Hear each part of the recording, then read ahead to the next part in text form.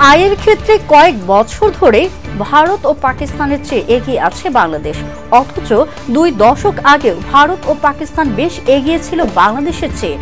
বিশ্ব ব্যাংকের এক প্রতিবেদনে বলা হয়, করোনা মহামারী ও বৈশ্বিক মন্দার প্রভাবে বৈশ্বিক অর্থনৈতিক অবস্থা স্থবির হলেও বাংলাদেশের অর্থনৈতিক প্রবৃদ্ধির হার একেবারে নেতিবাচক ধারায় যায়নি। প্রবৃদ্ধি হয়েছে, তবে তা ছিল ধীর গতির। এদিকে জাতীয় মাথাপিছু আয়ের দিক থেকে গত 2 যুগের ব্যবধানে দক্ষিণ এশিয়ার দেশগুলোর মধ্যে বাংলাদেশের মাথাপিছু আয় সবচেয়ে বেশি বেড়েছে।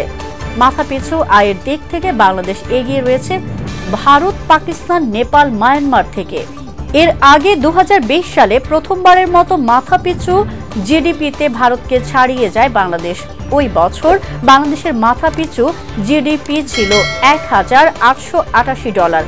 অন্যদিকে 2016 সালে প্রথমবারের মতো পাকিস্তানকে মাথাপিছু জিডিপিতে পেছনে ফেলে বাংলাদেশ। ওই বছর বাংলাদেশের মাথাপিছু জিডিপি বেড়ে দাঁড়ায় $1,659।